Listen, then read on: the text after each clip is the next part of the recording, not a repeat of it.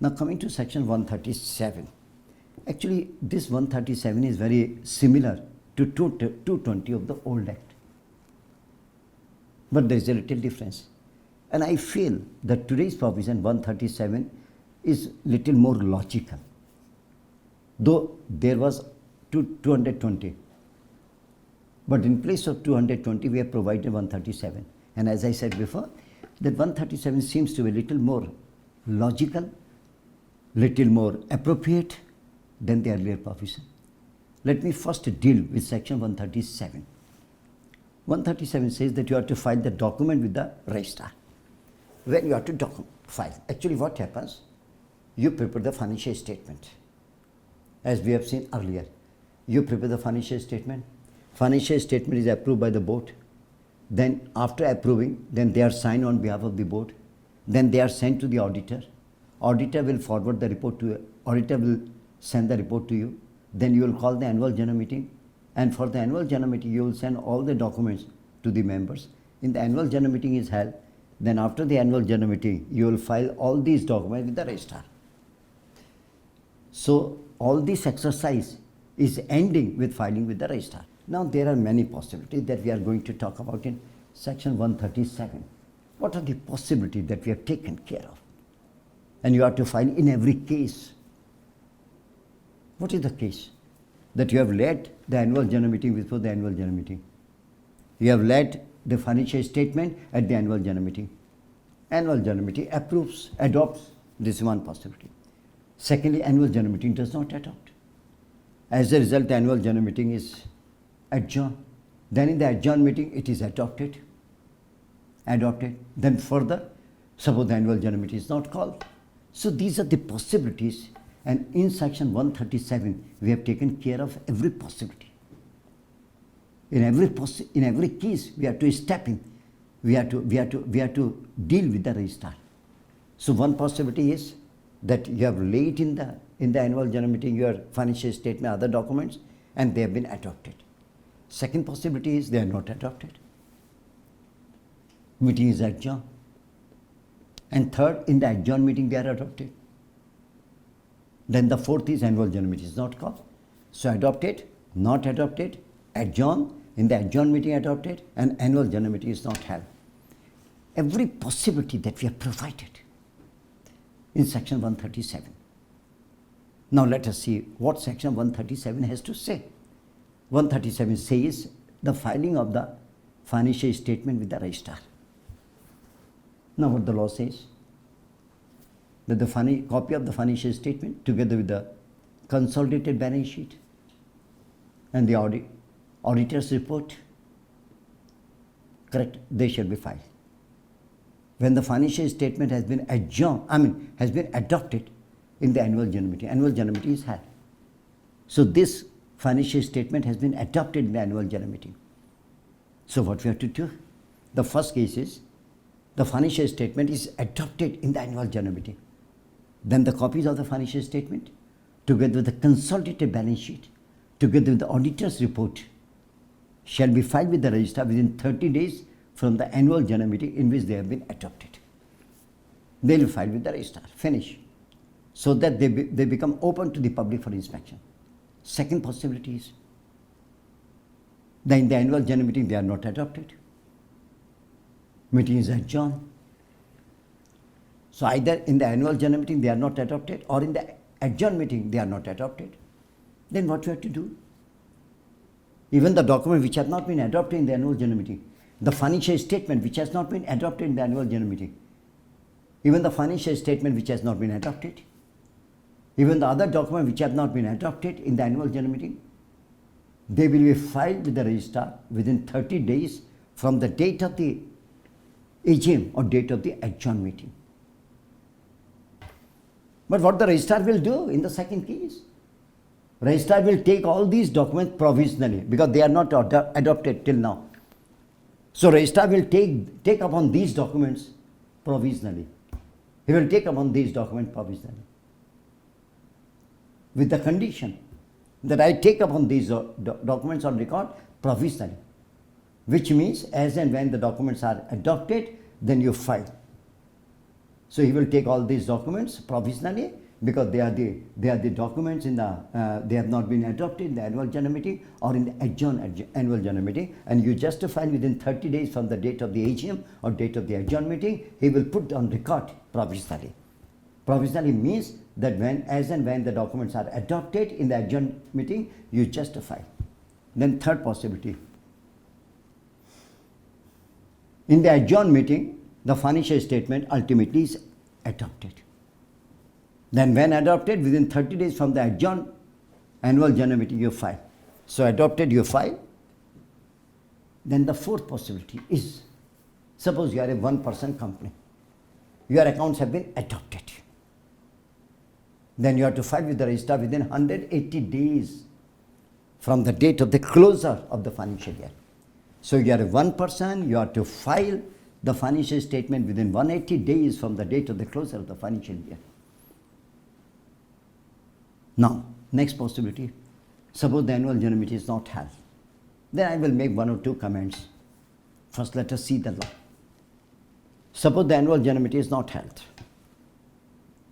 In the earlier cases, what we have seen, that the annual general meeting is held. Adopted, not adopted, adjourned meeting, then adopted. So therefore, in all the cases, the annual general meeting is held. This is a case where the annual general meeting is not held. Then what you have to do?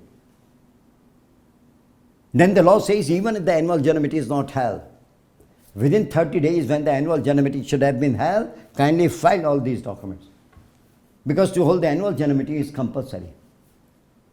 Not only compulsory, but to hold the annual general meeting, there is a time limit.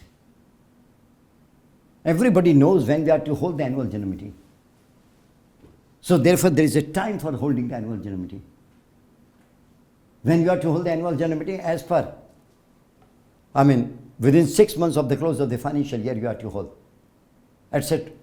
So therefore, the annual general meeting is not held. Then what you have to do? Even if the annual general meeting is not held, yet you have to file the financial statement together with the consolidated balance sheet within 30 days from the day when the AGM should have been held.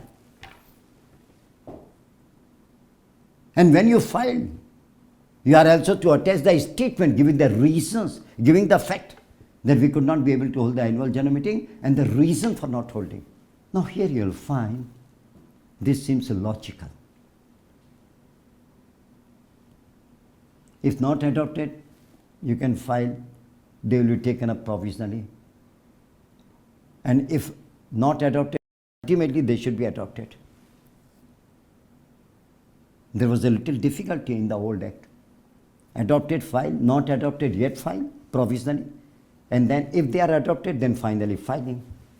So meaning thereby that adoption, in the earlier part of this section, adoption has become virtually necessary.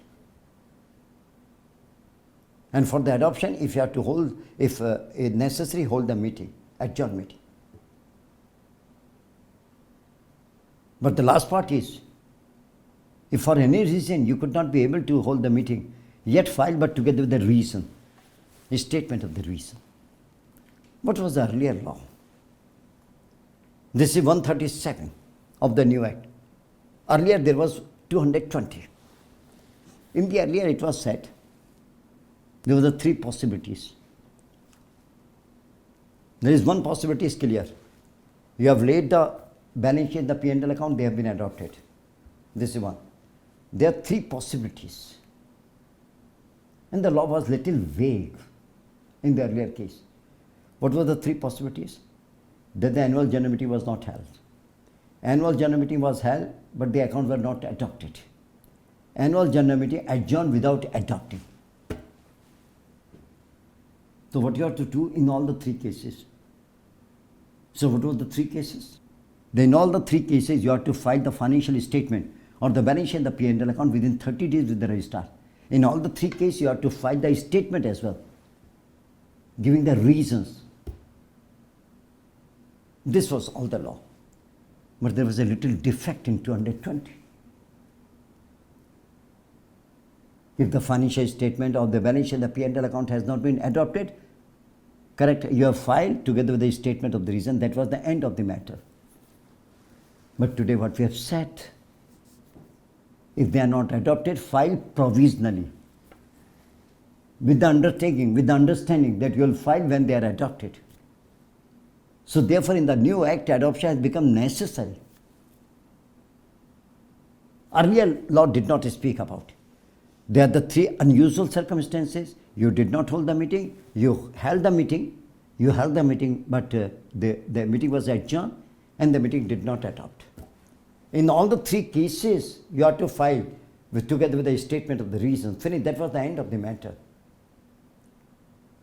The earlier law of 220 of the old Companies Act 1956 did not provide the answer.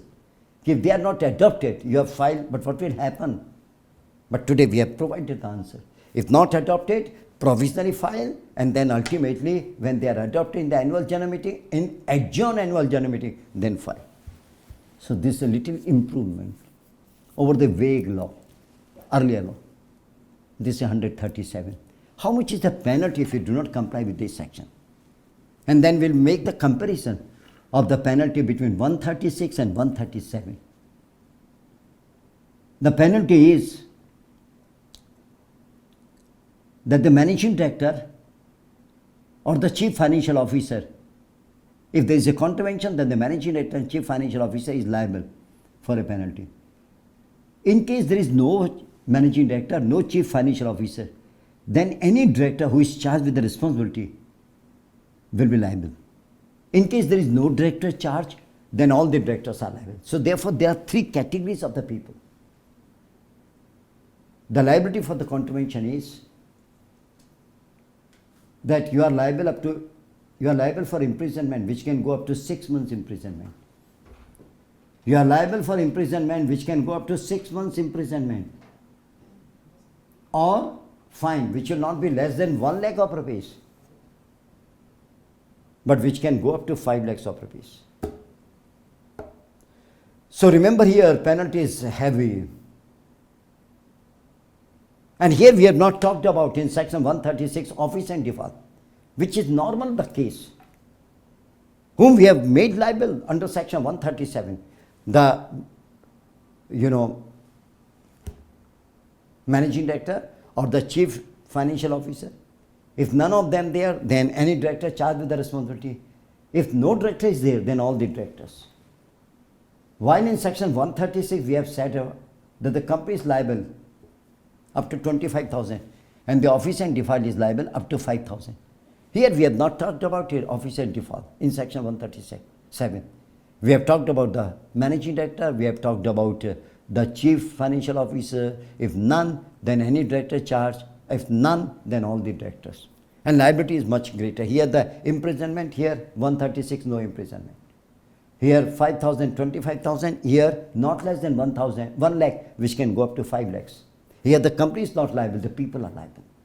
Imprisonment is there, not less than 1 lakh, which can go up to 5 lakhs.